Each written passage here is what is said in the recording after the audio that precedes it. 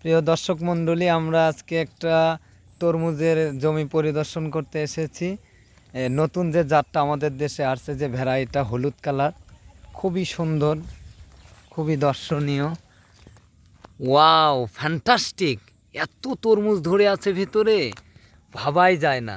অনেক বড় একটা প্রজেক্ট। ইউনাইটেড সিড কোম্পানি এই প্রদর্শনী প্লটটা করেছে। এটা হচ্ছে 9 মাইল থেকে পশ্চিম দিকে মেসের বাজার নামক একটা জায়গা। এই জায়গাটাতে এই হলুদ তরমুজের এই বামুনিয়া জাতবাড়িয়া গ্রামে এই প্রজেক্টটা করা হয়েছে। এই পাশে হচ্ছে কালো।